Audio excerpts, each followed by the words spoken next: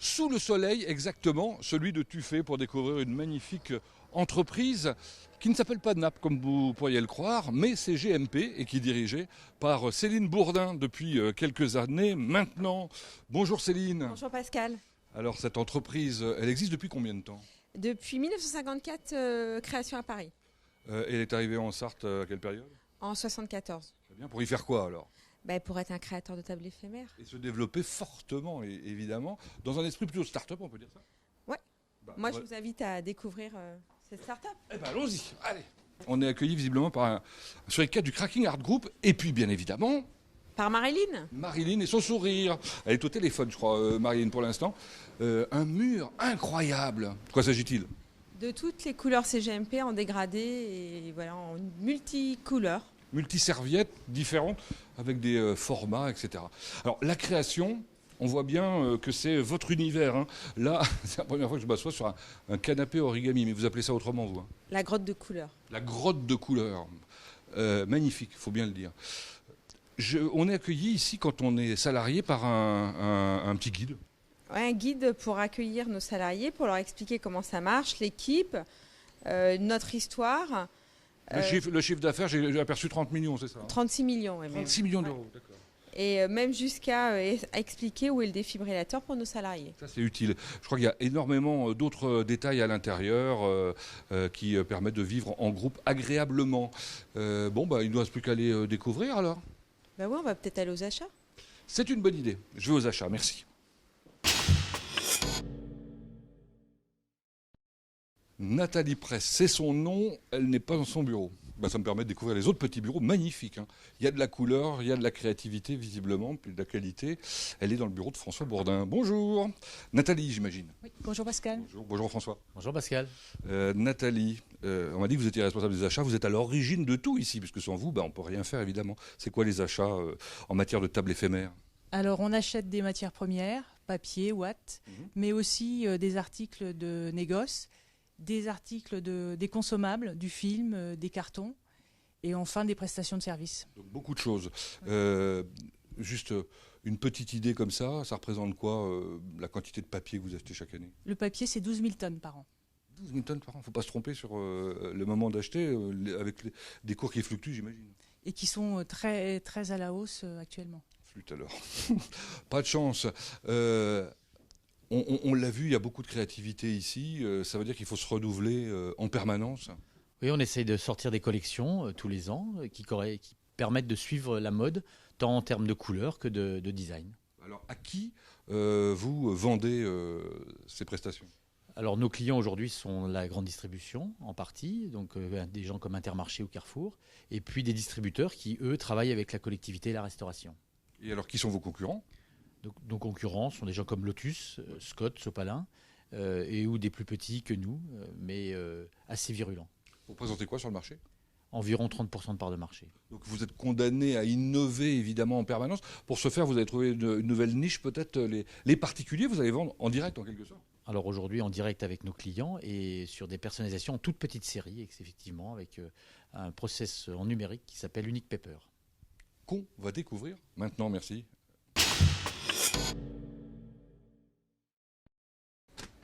Commençons la visite par un endroit spacieux, lumineux, magnifique, où il n'y a que des dames. Bonjour mesdames. Il s'agit du service commercial. Et juste à côté, le nouveau service en quelque sorte, Unique Paper, avec notamment Yael Pertuzel. Bonjour. Bonjour Pascal. À vos côtés, Cindy, Déborah, bonjour mesdames. Alors, ce nouveau service, Unique Paper, c'est quoi? C'est unique, comme son nom l'indique. C'est un site de vente en ligne pour commander des serviettes personnalisées en quelques clics. Alors c'est un site vraiment unique, c'est-à-dire que ça n'existait pas avant? Ça n'existait pas avant et ça permet aussi aux particuliers de pouvoir commander des serviettes personnalisées pour une petite quantité. C'est 50 serviettes le minimum. Donc, par exemple, pourquoi? Les anniversaires, les mariages. Une crémaillère, etc. Et les entreprises l'utilisent aussi en fait. Hein. Et les entreprises peuvent aussi, bien sûr, pour un événement, un anniversaire aussi d'entreprise. Bon, en tout cas, ça doit être sacrément motivant de participer à la création d'un service comme celui-là. Très. Et puis, il faut développer la communication. On s'occupe des réseaux sociaux. On est sur Facebook et sur Instagram. Donc, Et oui, les réseaux sociaux, à partir du moment où on travaille avec les particuliers, c'est indispensable. Exactement. Donc, je vais voir votre collègue, c'est-à-dire Cindy, qui est en train de travailler. Je vais la déranger, évidemment, un petit peu. Alors Cindy, c'est vous qui vous occupez du site web, vous êtes embauché pour ça. Hein. Oui. Ce site web, qu'est-ce qu'on y trouve? 2 possibilités. Créer sa serviette ou partir de nos modèles prédéfinis. Ah bon, des modèles, il y en a beaucoup? Oh oui, plusieurs dizaines. Alors, donc, comme le disait tout à l'heure Yael, pour les anniversaires.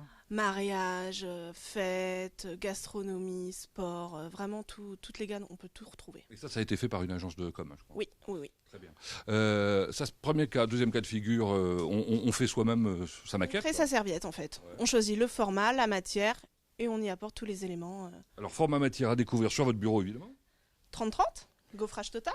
Donc ça, c'est pour une grande marque, par exemple. Voilà. Ça a été vraiment commandé. Hein. Oui. Bon, d'accord. Ça, c'est pas pour une grande marque, c'est pour une grande occasion. Tout à fait, un mariage. Ce serait pas le vôtre par hasard? Oui, c'est une Watt 3840. Vous faites de la guitare? Non. Bon, par contre, vous faites du tir à l'arc parce que vous avez une flèche sur la tête, là. Voilà, tout à fait. C'est ça, bon, elle a été perdue.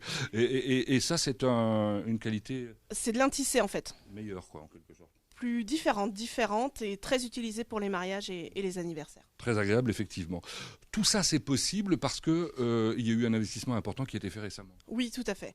Tout est relié à la machine en fait. On est en permanence de chaque côté relié. À une machine numérique, dernier cri. Dernier cri, oui. Ça permet d'avoir des prix très bas en plus. Voilà. Quel est le premier prix? Premier prix, 29 € les 50. Parfait. Qu'est-ce que vous étiez en train de faire? Je prépare les cartes de vœux. Je reconnais le logo. Oui, C'est pour nous? Oui, tout à fait. Donc si je vais à la machine, là, je vais récupérer ça. Elle va sortir, oui, tout à fait. Ça, c'est sympa. Merci beaucoup. De rien. Allez. Eh ben, on va en production. On va découvrir à quoi tout cela ressemble de l'autre côté avec Olivier Dubuis.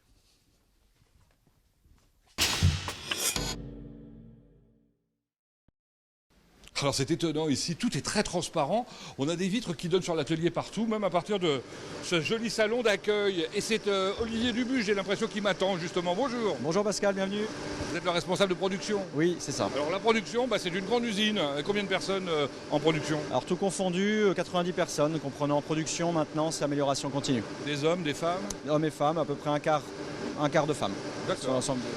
On va faire la visite, vous allez m'expliquer un peu ce qu'on y trouve. Donc là on y trouve 3 ateliers de production. Premier atelier de serviettes personnalisées qui est dédié à la personnalisation, donc impression essentiellement flexographique pour tout besoin client. Ensuite on a l'atelier des serviettes unies qui est sans impression mais plus dédié à la grande série, moyenne et grande série, beaucoup plus automatisé. Et ensuite un dernier atelier qui est l'atelier nappe, qui est plus lui dédié aux nappes au format, nappes au rouleau, au set, beaucoup plus de façonnage. Alors on va les découvrir successivement, évidemment. On voit des énormes bobines là, ça veut dire qu'il y a du stockage aussi. Hein. Voilà, effectivement, chaque atelier a son propre stockage de matières premières. Et puis en fait, le point central de l'usine, c'est le stock de produits finis. Donc les ateliers sont répartis autour de ce stock de produits finis. Puis enfin, comme dans toute bonne entreprise qui se respecte, qui produit des choses, il faut les expédier. Donc il y a l'expédition. C'est ça, le stock de produits finis est constitué de quais de chargement. On a une équipe de supply qui opère pour pouvoir livrer les clients en temps et en heure. Bon, on va aller à la rencontre maintenant de Davy qui s'occupe du dernier investissement. Oui, dernier investissement qui a à peu près 1 an et demi. D'accord. Et bonjour Davy. Bonjour. Alors voilà une sacrée belle machine, importante, hein, c'est un peu différent des impressions numériques qu'on a à la maison, mais ça fonctionne de la même manière en fait. Ouais, c'est un peu la même manière avec une différence au niveau du chargement des encres et tout ça, mais sinon ouais, on charge un fichier informatique et ça roule. Donc Cindy qu'on a vu tout à l'heure vous amène une clé USB, c'est ça? C'est ça, elle prépare tout en amont, on n'a plus qu'à insérer la clé USB dans la machine. Elle est rouge là. Ouais. Et après, il n'y a plus qu'à imprimer. Il n'y a plus qu'à programmer. Cela dit, ça doit vous changer de votre métier d'avant en quelque sorte, puisque de l'autre côté, on ne programme pas comme ça sur un clavier. Non, la flexographie, c'est complètement différent. C'est-à-dire qu'on a beaucoup de manipulations pour faire une impression, alors que là, vraiment, en quelques secondes, on a le fichier qui est prêt, quoi.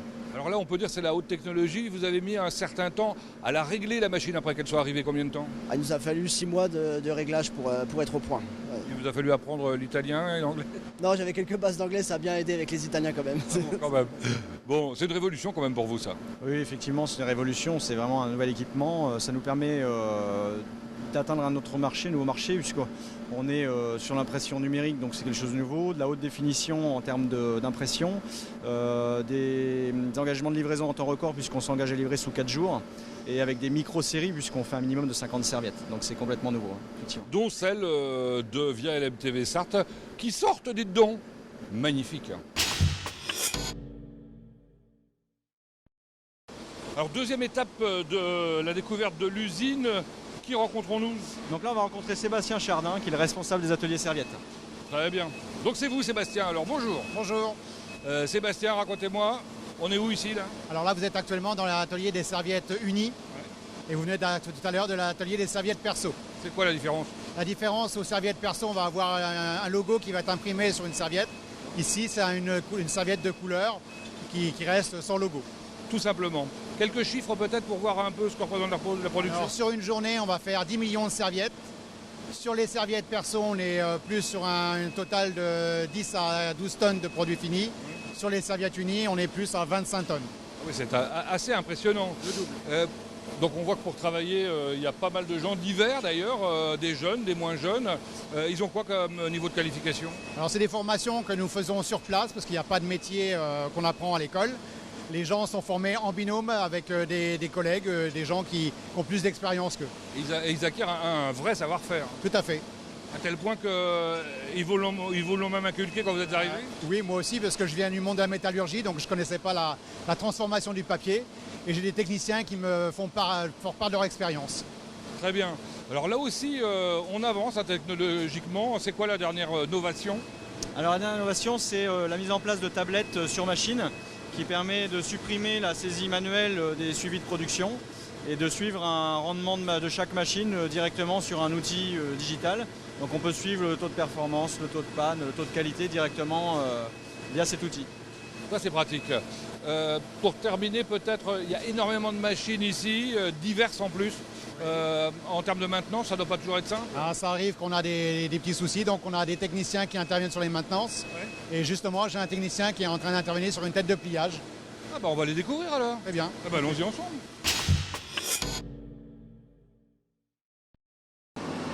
Ah bah dites donc, on a eu du mal à le trouver. Stéphane, il n'est pas là où on croyait qu'il était. Bonjour Stéphane. Bonjour. Alors c'est quoi votre boulot vous? Moi je suis technicien, régleur. Régleur. Et là vous êtes en train de régler une machine. On vient de vous appeler pour ça, non? Ouais, la conductrice Gonel m'a appelé parce qu'elle avait un problème de vérin. Vous avez un problème de vérin, Gwenaël, alors? Bon, voilà. Et alors ça va se résoudre? Oui, ça se passe là. Donc il y a beaucoup de réglages de technique, arrivée d'air, pression. C'est simple pour vous, mais ça ne doit pas l'être pour tout le monde, ça ne devait pas l'être au départ. Hein. Ah non, pas du tout. Il faut apprendre. Il y a combien de machines? Vous savez combien il y a de machines là? 8 machines. Et donc vous les connaissez toutes par cœur, leurs fiches techniques? Plus ou moins, oui. Normalement, oui. Vous devez vous former quand il y a des nouvelles machines? Oui. Et vous aimez ça? Oui, j'aime ça. Ça fait 30 ans que je suis là. Il y a 30 pas ans? de souci. Oui, déjà. Encore combien de temps? Oh 10 ans. Eh ben bon courage alors. Je vous remercie. Merci.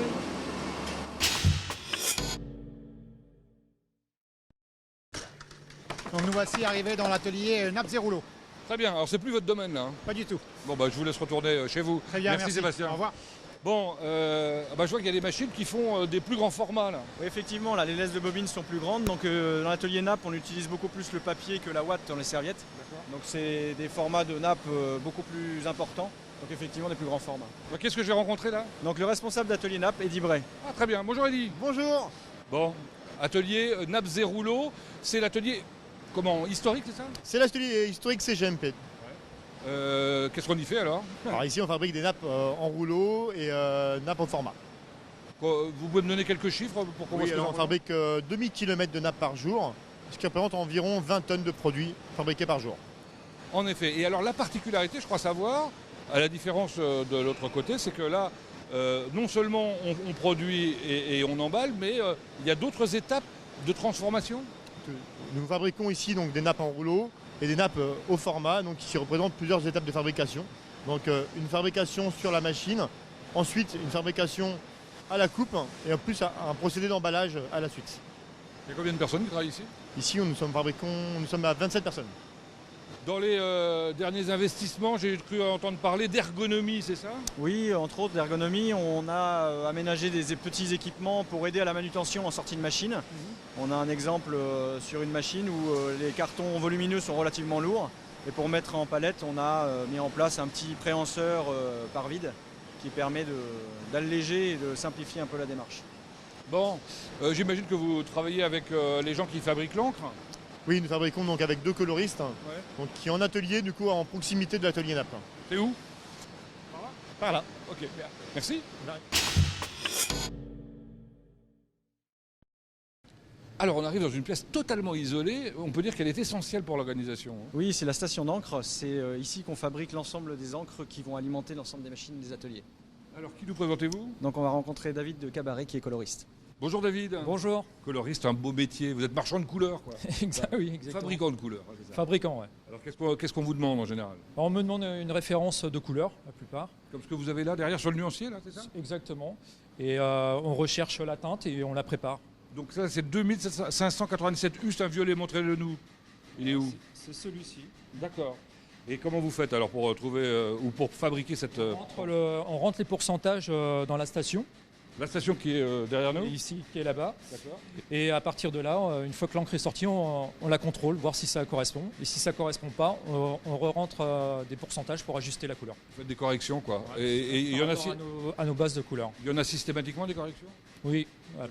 On les fait à chaque fois, il faut contrôler, faut modifier la couleur. Affiner quoi en quelque sorte. Exactement. C'est quoi toute la série de pots qui est à droite? C'est tous nos retours des encres qu'on a utilisées sur les machines. Et vous en faites quoi? On les réutilise après. Ah oui, carrément.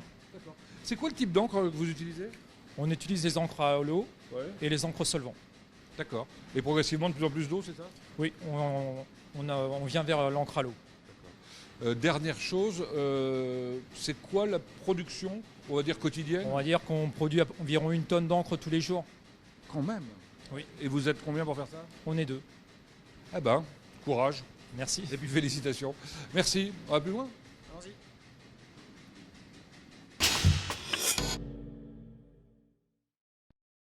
Ah, c'est vraiment immense chez vous. On fait des kilomètres à pied. Hein. C'est grand, 24 000 m² couverts. Ouais. 24 000 m². Ah ben je comprends. Alors là, on sonne, c'est carrément Fornox là. Pourquoi? Effectivement, on limite l'accès puisqu'il y a énormément de pièces et d'outillage de grande valeur. Ouais. Donc c'est un accès limité aux personnes autorisées. Ouais.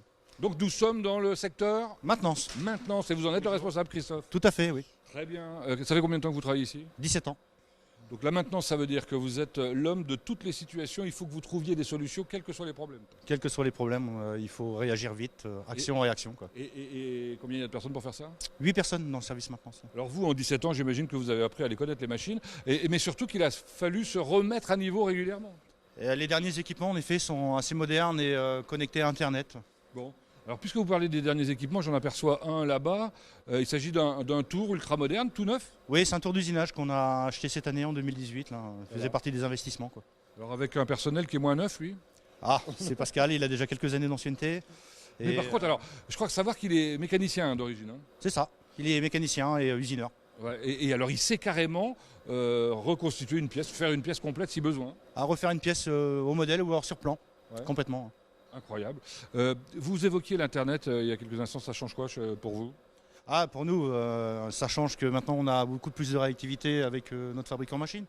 C'est-à-dire que lorsqu'on rencontre un problème qu'on n'arrive pas à identifier, il prend la main à distance, par le biais d'Internet en fait. Il fait un diagnostic et il vous donne des tuyaux. Les machines sont connectées. Oui. Bon, on a parlé de l'avenir. Lui, c'est l'avenir probablement. La machine, c'est le passé, mais ça sera aussi l'avenir. C'est le passé qui va revenir.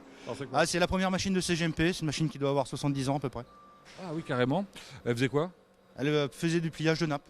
Et là, on va continuer à faire la même chose? Tout à fait, oui. Mais modifié par le jeune apprenti Reza. Bonjour Reza. Alors Reza, vous êtes en formation où? Alors je suis en formation à l'UIMM, au Mans. D'accord. En face de l'université, hein, c'est ça? En face de l'université. En formation quoi? Alors en bac pro, je suis en première année en maintenance des équipements industriels. Parfait. Et pourquoi vous avez choisi ce domaine? Parce que j'aime bien la mécanique et l'électrique. Alors, je crois savoir qu'on vous a donné un challenge là. Oui, c'est ça. Mon travail, c'est de faire en sorte de le mettre en état, de la faire fonctionner et ainsi m'autoriser afin d'aider les personnes qui sont au secteur pour le pliage. Pour que ce soit plus simple pour elles, effectivement. Voilà. Donc, ça un peu d'électricité, un peu de mécanique, un peu de tout, c'est général. Sympa. Sympa. Bah ouais. Bon, bah tant mieux. Ça démarre pas mal alors. Ouais, c'est pas mal, ouais, en effet, ouais. C'est un bon sujet. Bon. Merci de nous avoir accueillis. Pas de problème. On va voir un petit peu plus loin. On parle, je crois, d'amélioration. Continue, justement. C'est ça. Allez.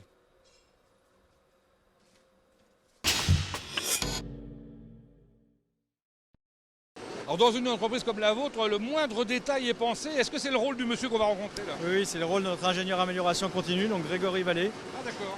Bonjour Grégory. Bonjour. Alors l'amélioration continue, ça, dont on nous parle là, ça consiste en quoi? Eh bien en fait l'entreprise souhaite progresser dans tous les domaines de production, notamment la qualité, la sécurité. On a mis en place des plans d'amélioration continue dans tous les ateliers. Alors quand on dit on, ça veut dire quoi? Eh bien en fait ce sont des groupes de travail avec la production, la maintenance, la qualité, la sécurité. Et là ce sont des projets que vous avez développés? Exactement. Donc on travaille en communauté. Donc par exemple ce projet sur la machine 6, vous pouvez voir que ça a concerné la production, la maintenance et aussi le personnel directement sur les machines. Très bien. Donnez-nous un exemple de quelque chose que vous avez amélioré. Eh bien l'exemple on l'a juste devant nous. Donc la machine 72 qui en fait est une jumelle de la machine 6. Pourquoi jumelle? Parce que auparavant elle avait 2 groupes d'impression. Et on l'a équipée cette année de 2 groupes d'impression supplémentaires. Donc elle est passée de 2 couleurs à 4 couleurs alors? Exactement. Pour suppléer celle d'en face? Oui, donc la machine 6 était en surcapacité, en 3.8 toute l'année. D'accord. Et l'objectif avec la 72 c'est de la soulager. Eh ben, c'est tout simple. Enfin c'est tout simple. Ça doit demander un certain temps quand même. Hein. Oui tout à fait, oui. C'est un projet sur plusieurs mois, voire une année complète. En effet. Bravo Grégory, merci. Bon, on va à la fin du process maintenant. C'est parti, allons-y, supply.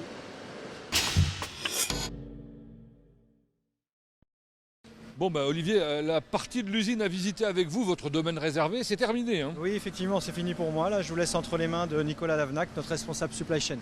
Très bien, je vous remercie en tout cas pour cette visite.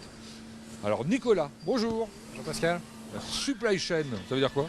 Simplement, on s'occupe à la fois des approvisionnements et des livraisons pour les clients. D'accord, approvisionnement, ça veut dire matière première, livraison, ça veut dire produit fini. C'est énorme ici, on fait des kilomètres et des kilomètres à pied au milieu des stocks. Ouais, effectivement, c'est quasiment la moitié de la surface couverte de l'entreprise. Pourquoi autant de stocks? Alors, autant de stocks parce qu'on livre nos clients sur stock, c'est-à-dire que dans les 24 heures, on est capable de préparer la commande et de l'expédier, et pour ça, il faut avoir du stock disponible quand les commandes arrivent. Et puis du matériel sophistiqué comme ce qu'on voit derrière là, ce robot alors de palettisation? De palettisation, et il vient prendre les colis qui sortent de la fabrication, qui vient mettre sur palette, en automatique, et ce qui évite la charge de la manipulation un peu pénible pour les opérateurs sur ligne. Des opérateurs qui sont pourtant encore nombreux, hein, parce que notamment à l'expédition. À l'expédition, on fait à peu près 1000 lignes de préparation par jour, donc là il faut de la main-d'œuvre effectivement pour constituer les palettes et prendre les colis parfois un par un. Ça parle pas beaucoup, 1000 lignes par jour, ça veut dire combien? Alors en volume, ça représente quand même l'équivalent de 12 à 14 semi-remorques qui partent tous les jours de chez nous. D'accord. Bon, et puis alors un balai incessant de petits transporteurs là, de chariots bleus cette année, c'est sympa ça? Oui, exactement, c'est le dernier investissement, ça concerne la sécurité. On a mis ce qu'on appelle des blue spots, donc des petites lumières qui sont projetées par terre pour prévenir l'arrivée du chariot, et les gens voient arriver le blue spot avant le chariot et peuvent se mettre en sécurité.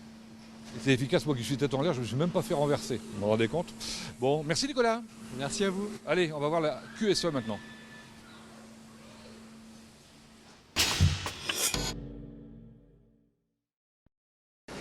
J'ai trouvé Laetitia Marie, elle était dans l'atelier. Bonjour Laetitia. Bonjour Pascal. Alors vous êtes responsable de la QSE, ça veut dire quoi QSE? Qualité, sécurité et environnement. Alors pour lequel de ces 3 domaines vous êtes là? Nous sommes ici pour la partie sécurité. Nous avons installé la semaine dernière la passerelle qui est juste derrière nous afin que le conducteur puisse intervenir en hauteur en toute sécurité. Alors cette passerelle, elle est issue d'une réflexion d'un groupe. Hein. D'un groupe de travail composé du conducteur, de la production, de la maintenance et de la personne en charge de l'amélioration continue. Et ça, vous faites ça pour chaque poste de travail? Chaque poste de travail, donc soit toutes les semaines, on change de poste de travail et ça tous les ans. Pas mal. On m'a dit par ailleurs que l'ensemble du personnel de production avait été formé à la sécurité. On a formé tous nos salariés en production à sauveteurs, secouristes du travail, afin d'intervenir efficacement lors d'un incident ou d'un accident. Pour ce faire, vous leur avez donné un équipement? Oui, une trousse de secours ainsi qu'une procédure à suivre en cas d'accident pour qu'ils se repèrent. Il y en a un peu partout dans l'atelier. Dans les ateliers et dans toutes les zones autres de l'entreprise. Très bien. Pour terminer, des projets? Oui, projet en économie circulaire. On a une jeune alternante qui est là pour travailler sur ce magnifique sujet. Voilà qui est utile. Bravo. Allez, On termine, on va dans les bureaux.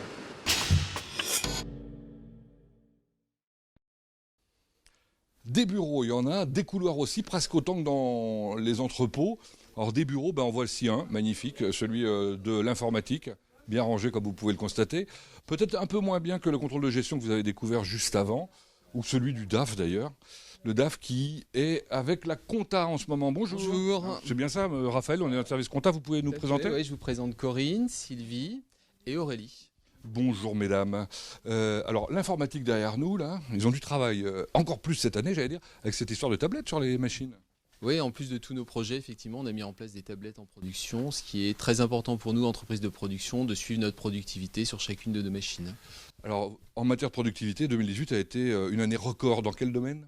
Dans le domaine du solaire, de la production photovoltaïque, puisqu'on a 3200 m² de panneaux. Ça représente 15% après de notre consommation et c'est très intéressant pour nous d'avoir cette production qui nous permet de voir, comme dans notre activité, le soleil est très important pour vendre, ça nous permet de voir ce qu'on vend exactement. Bon, pour terminer notre petit entretien, un mot sur la gouvernance. Vous faites partie d'un comité qui s'appelle ?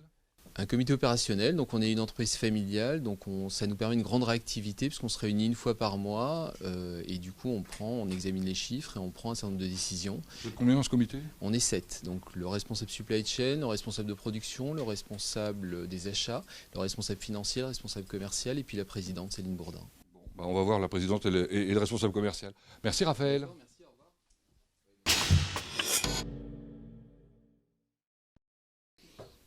Waouh, le bureau présidentiel avec un grand smile, non seulement dans le meuble, mais également sur les visages des dirigeants, le board, François et Céline. François, on a découvert une entreprise qui visiblement est très dynamique, avec des gens sympathiques, motivés. Évidemment, les conditions de travail sont plutôt sympas, ça veut dire que vous investissez beaucoup. Oui, exactement. On essaye d'investir entre 3 et 5 millions d'euros par an, qui nous permet de continuer à être compétitifs et présents sur le marché. Alors vous investissez dans les machines, mais pas seulement. Également dans les hommes. On a embauché 5 personnes cette année. On travaille sur l'apprentissage et l'idée, c'est de continuer à attirer les nouveaux talents. Oui, ça c'est un peu, j'allais dire, votre religion. Vous êtes engagé dans la French Fab pour prouver qu'en milieu rural, on savait aussi capter justement ces nouveaux talents. Oui, je me suis engagée dans la French Fab parce que j'en avais marre des startups, qu'on me dise toujours j'ai envie de travailler dans une startup, mais moi j'ai envie de prouver que l'industrie, grâce à vous, à ce film, rejoignez-nous, l'industrie c'est sympa, produire un objet c'est vraiment sympa. Alors, est-ce que vous avez produit l'objet Unique Paper auquel nous tenons ?